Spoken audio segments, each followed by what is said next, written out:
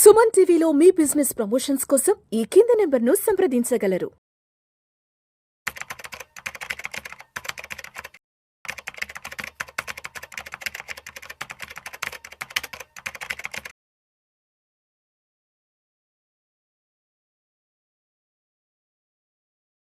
Welcome to Vishnu Talks. నేను విష్ణు. ప్రస్తుతం పాటు NISM and CRISIL certified wealth manager Revanth Chalamala ఉన్నారు. వారితో మాట్లాడదాం. నమస్తే రేవంత్. నమస్తే అండి Revanth, welcome to Vishnu Talks. Thank you sir. So Revanth, మనకి ఫైనాన్షియల్ ఇయర్ ఎండింగ్ క్లోజ్ అవబోతోంది అండ్ ఉగాది కూడా నూతన సంవత్సరం రాబోతుంది. అయితే చాలా మంది ఫైనాన్షియల్ ఇయర్ ఎండింగ్ అయిపోయినాక కొత్తగా ఏప్రిల్ నుంచి ఇన్వెస్ట్మెంట్ స్టార్ట్ చేద్దాం అనుకుంటారు. చాలా మంది కొత్తగా స్టాక్ మార్కెట్లో ఈక్విటీ ఇన్వెస్ట్మెంట్స్లోకి వద్దాం అనుకుంటారు. కాబట్టి సో కొత్తగా మార్కెట్లోకి వచ్చే వాళ్ళు, పర్టికులర్గా స్టాక్స్లో ఇన్వెస్ట్ చేద్దాం అనుకున్న వాళ్ళు తప్పనిసరిగా ఎటువంటి ఫ్యాక్టర్స్ని చెక్ చేసుకోవాలి అంటారు, ఎటువంటి ఫ్యాక్టర్స్ పట్ల అవగాహన కలిగి ఉండాలి అంటారు స్టాక్స్లో ఇన్వెస్ట్ చేసే ముందు? సో ఇక్కడ స్టాక్ ఇన్వెస్టింగ్ గురించి మాట్లాడుతున్నారు కాబట్టి ఖచ్చితంగా కొన్ని విషయాలు మనం పాటించాల్సి ఉంటుంది. దానికి సంబంధించి ఒక 10 విషయాలు మాట్లాడతాను నేను. సో ఇక్కడ స్టాక్ కొనటము అన్న విధంగా కంటే కూడా మనం ఒక పోర్ట్ఫోలియోని కన్స్ట్రక్ట్ చేస్తున్నాము అని ఒక మైండ్ తోటి ఆలోచిస్తే ప్రాపర్ పికింగ్ అనేది జరుగుతుంది అనమాట. సో స్టాక్ ఇన్వెస్టింగ్లో సహజంగా చాలామంది చేసేటువంటి పొరపాటులు ఏవైతే ఉంటాయో వాటిని కొంతవరకు కట్ డౌన్ చేసే ప్రయత్నం కూడా చేస్తాం. అందరూ చేసే మొదటి పొరపాటు ఏంటి అని అంటే, ఏదైనా ఒక స్టాక్ పేరు విన్నా లేకపోతే ఎవరైనా స్ట్రాంగ్ రికమెండేషన్ ఇస్తున్నా కానీ ఓవర్ వెయిటేజ్ ఇస్తూ ఉంటారు. ఇప్పుడు ఫర్ ఎగ్జాంపుల్ మన దగ్గర ఒక 10 లక్షల రూపాయలు ఉన్నాయి అనుకోండి, అందులోనే అవసరమైతే 2 లక్షలు 3 లక్షలు 5 లక్షల రూపాయల వరకు కూడా వన్ సింగిల్ షాట్లో ఇన్వెస్ట్ చేయడానికి ట్రై చేస్తూ ఉంటారు. సో ఈ విషయంలో నేను చాలా క్లియర్గా ఉంటాను. ఎప్పుడైనా సరే ఒక పెద్ద కంపెనీ అయితే, ఒక జైంట్ కంపెనీ ఇటువంటి అయితే కనుక మనం 10%కి మించి ఎక్స్పోజర్ వాటిలో ఇవ్వకూడదు. అదే ఒక స్మాల్ క్యాప్ సెగ్మెంట్ లాంటివి అయితే కనుక 5% ఎక్స్పోజర్కి మించి ఇవ్వద్దు. అదే మైక్రో క్యాప్ రిలేటెడ్ కంపెనీస్ అయినట్టయితే కనుక 2.5%కి మించి ఇవ్వకూడదు. సో ఆ కంపెనీకి ఉన్నటువంటి స్టెబిలిటీని బేస్ చేసుకొని మన ఇన్వెస్ట్మెంట్ వెయిటేజ్ అనేది ఫస్ట్ మనం డిసైడ్ అవ్వాలి. సో మనం ఒక స్టాక్ని సెలెక్ట్ చేసేటప్పుడు అది ఏ క్రైటీరియాలో ఉంది, దానికి ఉన్నటువంటి రిస్క్ ఏంటి అర్థం చేసుకొని ఇంతకు మించి నేను పెట్టలేను, పెట్టకూడదు అని ఒక నియమాన్ని పెట్టుకోవాలి. అదేంటంటే, నేను ఒకవేళ ఎక్కువ పెడితే ఎక్కువ రిటర్న్ వస్తుంది కదా అని అంటే, ఒకవేళ పోయినా కానీ అదే ఒక మైక్రో క్యాప్ చిన్న కంపెనీలో 10% పెడితే ఒకవేళ ఆ కంపెనీ సడన్గా ఫాలో అయిపోతే మీ ఎంటైర్ పోర్ట్ఫోలియోని 5% డిప్ అవడానికి కూడా స్కోప్ దొరుకుతుంది. సో బేసిక్గా ఒక 2.5% పెట్టారనుకోండి, అది 50% పడిపోయినా కానీ మీకు ఒక 1.5%కి మించిన డ్యామేజ్ మీ పోర్ట్ఫోలియో జరగదు. సో హ్యావ్ ఏ క్లారిటీ, ప్రతిదానికి రాసుకోండి నేను ఇలానే ఈ పర్సంటేజెస్లో పెడతాను అని. అండ్ నెక్స్ట్ వచ్చేసరికి ఎప్పుడైనా కానీ ఒక 50-30-20 రూల్ అనేది ఖచ్చితంగా ఫాలో అవ్వండి. సో ఎప్పుడైనా రిటర్న్స్ అనేవి అగ్రెసివ్గా రావాలి అని ఒక మైండ్ సెట్ తోటి కాకుండా పోర్ట్ఫోలియో నేను కన్స్ట్రక్ట్ చేయాలి, రిస్క్ రివార్డ్ రెండింటిని ప్రాపర్గా బ్యాలెన్స్డ్గా తీసుకెళ్ళాలి అని ఒక మైండ్ సెట్ని బిల్డ్ చేయాలి. దానికి 50-30-20 రూల్ అనేది బాగా పనిచేస్తుంది. సో 50% అనేది మనం సహజంగా ఇండెక్స్ బేస్డ్ ఫండ్స్లో కనుక ఇన్వెస్ట్ చేసినట్లయితే మనకి ఇండివిజువల్ స్టాక్ రిస్క్ అనేది మిటిగేట్ అయిపోతుంది. అండ్ ఆ తర్వాత ఒక 30% ఇండివిజువల్ స్టాక్స్లో పెట్టేటప్పుడు బ్లూ చిప్ స్టాక్స్ని ఎక్కువగా, బ్లూ చిప్ ఆర్ కొంతవరకు మిడ్ క్యాప్ సెగ్మెంట్ స్టాక్స్ వరకు ఒక 30% అలొకేషన్ ఇవ్వాలి. మనం బాగా రిస్క్ చేయాలనుకుంటాం కదా, ఆ రిస్క్ని 20% ఆఫ్ ద స్టాక్స్ తోటి మాత్రమే చేయాలి. అంటే మనం 20% ఒక 2 లక్షల రూపాయల క్యాపిటల్కి మించి మనం చేయకూడదు. అండ్ గెయిన్ ఈ 2 లక్షల రూపాయలు కూడా 10 లక్షల్లో చెప్తున్నాను ఎగ్జాంపుల్ నేను, ఆ 2 లక్షల రూపాయలు కూడా వన్ సింగిల్ స్టాక్ అలొకేషన్ ఇవ్వకూడదు. ఆ 2 లక్షల రూపాయలు కూడా ఫస్ట్ రూల్ని ఏదైతే చెప్పానో దానికి అనుకూలంగా డివైడ్ చేసి 20% క్యాపిటల్ తోటి మాత్రమే మనం రిస్క్ని చేయాలి. అండ్ ఇవి కొనేటప్పుడు మరికొన్ని విషయాలను గమనించాలి. ద బేసిక్ థింగ్ మనం ఫాలో అవ్వాల్సింది ఏంటి అని అంటే, ప్రైస్ టు ఎర్నింగ్స్ దానికి ఎలా ఉన్నాయి, PE ratio. So first index లెవెల్లో మనం పిఈ రేషియోని చెక్ చేయాలి. ఎంటైర్ ఇండెక్సే మనకి పిఈ అనేది ఎక్కువగా ఉందా, లేకపోతే ఇండెక్స్ పిఈనే దాని మీడియన్ కంటే బిలోలో ఉందా. అండ్ ఆ తర్వాత ఇండివిజువల్గా స్టాక్స్ని పిక్ చేసుకునేటప్పుడు ఆ స్టాక్స్ అనేవి ఆ ఇండెక్స్ పిఈ కంటే తక్కువలో ట్రేడ్ అవుతున్నాయా, ఎక్కువలో ట్రేడ్ అవుతున్నాయా, దాంతోపాటు ఇన్లైన్ అయ్యాయా. అగైన్ ఇప్పుడు తక్కువలో ట్రేడ్ అయినంత మాత్రం డైరెక్ట్గా ఎంటర్ అవ్వాలని కాదు. ఒకవేళ తక్కువలో ట్రేడ్ అయినట్లయితే వాళ్ళ యొక్క వ్యాపారం బాగుండి కూడా తక్కువలో ట్రేడ్ అవుతుందా, వ్యాపారం బాగోపోవటం వల్ల తక్కువలో ట్రేడ్ అవుతుందా, ఇవన్నీ కూడా కన్సిడర్ చేస్తూ మీరు స్టాక్స్ని లిస్ట్ డౌన్ చేసుకొని పక్కకు పెట్టుకోవాలి. అండ్ ఆ తర్వాత మనకి రిటర్న్ ఆన్ ఈక్విటీ అనేది మినిమం 15% అనేది ఉండాలి. అంటే ఫర్ ఎగ్జాంపుల్ ఇప్పుడు ఒక కంపెనీ యొక్క సైజ్ ఒక 100 కోట్లు అనుకోండి, అండ్ వాళ్ళు కనీసం ఒక 15 కోట్లు 20 కోట్లు ఆ మాత్రమన్నా వాళ్ళు రిటర్న్ ఆన్ ఈక్విటీ జనరేట్ చేయాలి. ఇప్పుడు మన స్టాక్ మార్కెట్లో పెట్టుబడి పెట్టేటప్పుడు ఒక 6% రిటర్న్ 7% రిటర్న్ కోసం కాదు కదా పెట్టుబడి పెట్టేది. డెఫినెట్గా ఒక 15% రిటర్న్ ఆన్ ఈక్విటీ అని ఉండాలి ఆ కంపెనీకి. సో అక్కడ మనం చూసేటప్పుడు స్టాక్ పర్సంటేజ్ రిటర్న్ ఎంత ఇచ్చిందని చూస్తాం.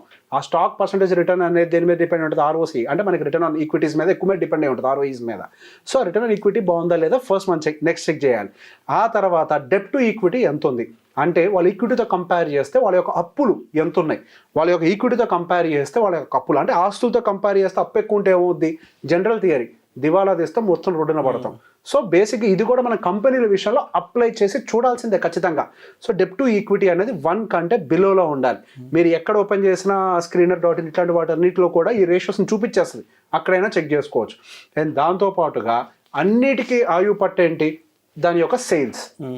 దాని యొక్క సేల్స్ వీక్గా ఉంటూ స్టాక్ పర్ఫామ్ చేస్తుంది అని అంటే ఎవరో మ్యానిపులేట్ చేస్తున్నారని అర్థం. సేల్స్ స్ట్రాంగ్గా ఉన్నాయి అని అంటే గోయింగ్ ఫర్దర్ కూడా వాళ్ళు అదే ఒక ఫేజ్ని మెయింటైన్ చేస్తారు. సమ్టైమ్స్ జంప్ రావచ్చు, సమ్టైమ్స్ స్లో రావచ్చేమో, కానీ ఒక ఫేజ్ని మెయింటైన్ చేయాలి. అలా కనీసం వాళ్ళు ఒక 10% ఇయర్ ఆన్ ఇయర్ వాళ్ళ యొక్క మార్కెట్ షేర్ని పెంచుకునే ప్రయత్నం చేయాలి. సేల్స్ ఇంక్రీజ్ అవ్వాలి, రెవెన్యూ ఇంక్రీజ్ అవుతుందని చూస్తూ ఉంటారు. రెవెన్యూ ఇంక్రీజ్ అనేది ఇన్ఫ్లేషన్ వల్ల కూడా జరుగుతుంది. కాబట్టి ఇక్కడ క్లియర్గా చెప్తున్నా, సేల్స్ ఇంక్రీజ్ కూడా జరుగుతుందా లేదా, ఇన్ టర్మ్స్ ఆఫ్ యూనిట్స్ కూడా ఎంత పర్సెంటేజ్తో గ్రో అవుతున్నారు, ఇది కూడా మనం చూడాలి. అది మినిమం 10% తోటి గ్రో అవ్వాలి ఖచ్చితంగా. అండ్ ఆ తర్వాత ఎవరికైనా ఒక ఇన్కమ్ మెథడ్ కూడా ఉండాలి అని అంటే మాకు దాని నుంచి కేవలం స్టాక్ గ్రోతే కాదు, ప్రతి నెల ఎంతో కొంత ఆదాయం కూడా మాకు కావాలి అని అనుకుంటే కనుక డివిడెంట్ ఈల్డ్ కూడా చెక్ చేయండి. 2% కంటే తక్కువ డివిడెంట్ ఈల్డ్ ఉంటే మీరు ఎంటర్ అయ్యి కూడా దానివల్ల ఎటువంటి ఉపయోగం లేదు. అంటే మీరు పర్పస్ కూడా ఐడెంటిఫై చేసుకోండి, మీరు గ్రోత్ కోసం ఎంటర్ అవుతున్నారా, లేకపోతే దాని నుంచి ఇన్కమ్ కోసం ఎంటర్ అవుతున్నారా. ఇన్కమ్ కోసం ఎంటర్ అవుతున్నారంటే డివిడెంట్ ఈల్డ్ అనేది ఖచ్చితంగా పరిగణించాల్సిన ఒక అంశం. అండ్ దాంతోపాటు ఇంకొకటి, మనం సహజంగా ఎప్పుడు ఒక స్టాక్ వైపు చూస్తాం, బాగా ర్యాలీ అయిన తర్వాత ఒక స్టాక్ వైపు చూస్తాం. అప్పుడే వెంటనే యూట్యూబ్లో, ఇన్స్టాగ్రామ్లో అన్నింటిలో కూడా పాపప్ అయిపోతుంది న్యూస్, పలానా స్టాక్ అంత ర్యాలీ అయింది, ఇంత అవుతుంది అంత అవుతుంది అని. అట్లాంటి వాటికి ఖచ్చితంగా దూరంగా ఉండండి. మనకి అది అక్కడి నుంచి పెరుగుచ్చేమో నాకు తెలియదు, అది మనకు అనవసరం. మనం ఎంట్రీ తీసుకునేటప్పుడు అది అబ్నార్మల్గా ర్యాలీ జరిగి ఉండకూడదు. ఎందుకు, మనం ముందు తీసుకొని ఉంటే యాక్చువల్గా రిటర్న్స్ వచ్చి ఉండేవి. మన ఎగ్జాంపుల్స్ అని ఎక్కడి నుంచి చూస్తాం, ఇక్కడ ఇన్వెస్ట్ చేస్తుంటే ఇంత రిటర్న్ వచ్చి ఉండేది అని. కానీ మీరు ఇక్కడ ఇన్వెస్ట్ చేయలేదు కదా, ఆల్రెడీ ఇక్కడికి వచ్చాక కదా చూసింది, అక్కడి నుంచి పట్టడానికి కూడా స్కోప్ ఉంటుంది కదా. సో ఇక్కడికి వచ్చాక కూడా నేను ఇన్వెస్ట్ చేస్తాను అని అంటే అది కంప్లీట్గా బెట్టింగ్ వైపుగా దారితీసే అవకాశాలు ఉంటాయి. కాబట్టి హెవీ ర్యాలీ అయి ఉండకూడదు. అదొక సిగ్నిఫికెంట్గా దాని రిటర్న్స్కి అనుకూల, అంటే దాని ROCE వీటన్నిటికి అనుకూలంగా మాత్రమే మూవ్ అవుతూ ఉండాలి. డీసెంట్ ర్యాలీసే చేయాలి అది. అండ్ దాంతోపాటు ఇన్వెస్ట్ చేసేటప్పుడు ఒక లాంగ్ టర్మ్ బెట్ని మైండ్లో పెట్టుకోండి. జస్ట్ ఏదో నేను ఒక స్వింగ్ ట్రేడ్ లాగా చేస్తాను, కొంచెం 10% పెరగగానే లాంగ్ టర్మ్ కోసం ఎంటర్ అవుతామని అనుకుంటాం, కానీ ఒక 2-3 మంత్స్లో రిటర్న్ రాగానే బయటకు వస్తాను, మళ్ళీ పడుద్దేమో, ఇటువంటి మైండ్ సెట్ పనికిరాదు. సహజంగా ఎకానమీలో ఎప్పుడైనా ఒక సైకిల్ మొదలైతే 2-3 సంవత్సరాల వరకు కూడా అది సాగుతూ ఉంటుంది. Sometimes it might extend to 5 years also. అందుకే మనం గమనిస్తే స్టాక్స్ కూడా కన్సాలిడేట్ అయితే 3 నుంచి 5 సంవత్సరాలు కన్సాలిడేట్ అయిపోతాయి. ర్యాలీ అవడం మొదలు పెడితే 3 నుంచి 5 సంవత్సరాలు కొద్దిగా పెరుగుతూ పోతూ ఉంటాయి. సో అందుకే మనం తీసుకునేటప్పుడు ఆ స్టాక్స్ ఆ షార్ట్ లిస్ట్ చేసేటప్పుడు కూడా ఇది కూడా కనీసం 2 to 3 years వరకు అయినా కానీ అది ర్యాలీ అవుద్దా లేదు చూసుకోండి. లేదు అదేదో చిన్న బెట్ లాగా తీసుకుంటానంటే అది ఇన్వెస్టింగ్ అనరు, దాన్ని ట్రేడింగ్ అని అంటారు. ఇన్వెస్టింగ్ పాయింట్ ఆఫ్ వ్యూలో 2 నుంచి 3 సంవత్సరాల వరకు అది ప్రాబబిలిటీ ఉండాలి. సో నెక్స్ట్ ఫైనల్ రూల్ వచ్చేసరికి మీ మైండ్లో ట్రిగ్గర్ పాయింట్ ఒకటి పెట్టుకోండి. మేబీ మీకు రకరకాల అలర్ట్ సిస్టమ్స్ కూడా ఉన్నాయి. మీరు ఎంటర్ అయిన స్టాక్ ఇంత పర్సంటేజ్ కంటే కిందకి వస్తే ఒక ట్రిగ్గర్ పాయింట్ని పెట్టుకోండి. అది ఎందుకు పడుతుంది, ఒకవేళ ట్రిగ్గర్ అయ్యి కిందకు వస్తుంది అనుకోండి, ఎందుకు పడుతుందో ఫస్ట్ దాన్ని అర్థం చేసుకునే ప్రయత్నం చేయండి. ఏదో ఎంటైర్ సెగ్మెంట్కి కొంచెం ఏదో చిన్న ఒక బ్యాడ్ న్యూస్ రావడం వల్ల పడుతుందా, లేకపోతే రీసెంట్గా ఇండస్ఇండ్ బ్యాంక్కి సంబంధించిన రకరకాల న్యూస్లు వచ్చాయి, ఏదైనా ఒక బ్యాడ్ న్యూస్ ట్రిగ్గర్ అయింది, వాళ్ళ మేనేజ్మెంట్ పాడైంది అనుకోండి, ఇంకెప్పటికీ రికవర్ కాదు. So trigger point, stop loss trigger point ఒకటి పెట్టుకొని అలర్ట్స్ పెట్టుకొని ఎందుకు పడుతుందో దాన్ని చదవండి ఫస్ట్. అదేదో బ్రాడర్ మార్కెట్ వల్ల పడుతుంది అని అంటే దట్స్ ఫైన్, ఒక టైంకి అది రికవర్ అవుతుందని వెయిట్ చేయొచ్చు. కాకపోతే దాని ఫండమెంటల్స్ బాగోకపోవడం వల్ల పడుతుంది అనుకోండి, అది రికవర్ అవడానికి స్కోప్ దొరకదు. సో స్టాప్ లాస్ పెట్టిన తర్వాత కూడా దాన్ని అర్థం చేసుకోండి ఎందుకు ట్రిగ్గర్ అవుతుంది స్టాప్ లాస్ అనేది. స్టాప్ లాస్ సెల్లింగ్కి పెట్టద్దు, అలర్ట్ పెట్టండి. స్టాప్ లాస్ అలర్ట్ సెట్ చేసుకొని దాన్ని రివ్యూ చేసి మళ్ళీ నిర్ణయాలు తీసుకోవాలి. సో ఈ విధంగా మనం చేసుకుంటూ వెళ్తే నేను కంప్లీట్గా మీరు పెద్దవాళ్ళు అయిపోతారని నేను చెప్పను, కానీ మీ పోర్ట్ఫోలియో సెక్యూర్డ్గా ఉంటే సేఫ్ జోన్లో ఉంటుంది. సెక్యూర్డ్ అండ్ సేఫ్ జోన్లో ఉండడానికి ఎక్కువ అవకాశాలు ఉన్నాయి. సో ఇవి కనీసం బేసిక్ థింగ్స్, వెరీ బేసిక్ మనం స్టాక్స్లో ఇన్వెస్ట్ చేయాలంటే. అంతేగాని ఎవరో వాళ్ళు చెప్పారనో వీళ్ళు చెప్పారనో బ్లైండ్గా కాకుండా మనం కూడా కొంత గ్రౌండ్ వర్క్ చేసుకొని, కొంత హోంవర్క్ చేసుకొని, ఇలాంటి బేసిక్ విషయాల పట్ల అవగాహన కలిగి ఉంటే మాత్రం డెఫినెట్గా మన పోర్ట్ఫోలియో సేఫ్గా ఉంటాయి. 100%. Right, thank you so much. Thank you అండి.